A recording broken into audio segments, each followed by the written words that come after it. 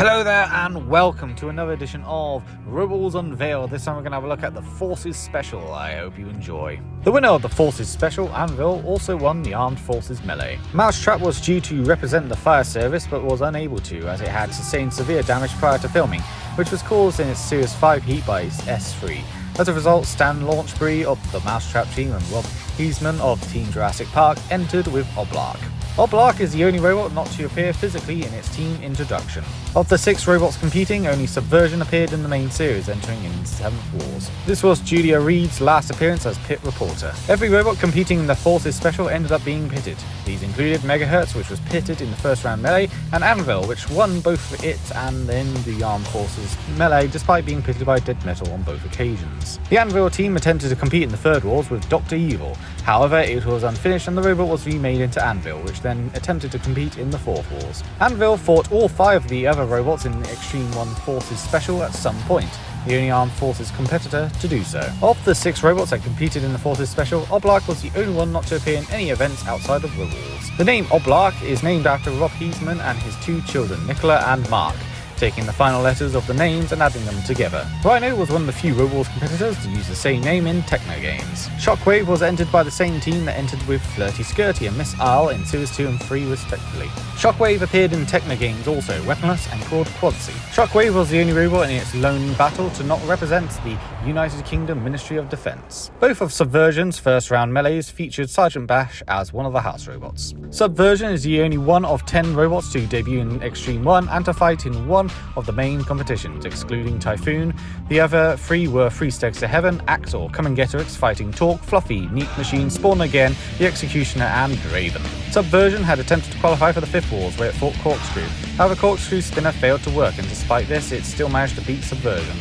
And that is it for today. The Forces Special is perhaps the weakest way to end the series in terms of the extremes.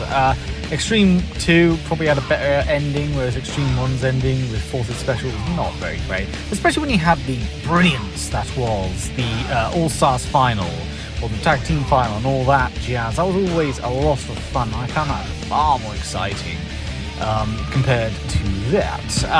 I think the issue with the Forces Special is that you just don't have much entertainment value from it. I think it's a nice little idea, and sure, it's a fun idea to have all these, armed forces units fighting together with their own machines. I think that's kind of fun. But at the same time, the battles just weren't very good. The robots are pretty forgettable, save for like Anvil or Subversion. I really love the look of Subversion. I do wonder if Subversion is still around somewhere. Because that one lasted a few years later down the line. I think that's weird. I do wonder if it's one of those robots that might just randomly come back to life or randomly, be talked about again. A bit like IG-88 and Vader, which very recently, as of recording this video, because these videos are done way in advance, was recently just, the team just randomly came back and said, oh yeah, here's our robots, they're doing well, we might come back again, which would be awesome to see. But yeah, I think the idea is a good idea. Execution-wise, it wasn't very good. It's just a shame, really, because it had potential, but it just wasn't there. And, what makes me laugh is that there was already a Forces Melee. I don't know why they did a special, why they did a Melee for that matter, if they're just going to have, this special as well. It just doesn't make much sense. In my opinion, it doesn't. But beside that, as a whole, I think this is just a very dull episode. It's not the best in the world, and it's a real shame. It had good potential, but it just was lackluster in the end. So let's have a look at what we're going to get next time around.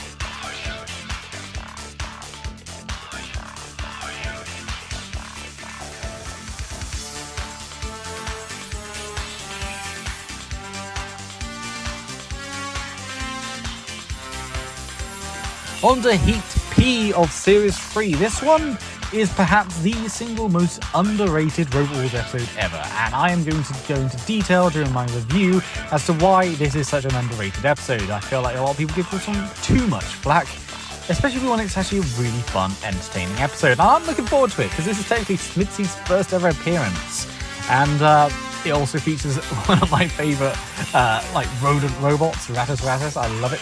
As well as many other brilliant looking robots. And I'll see you next time around.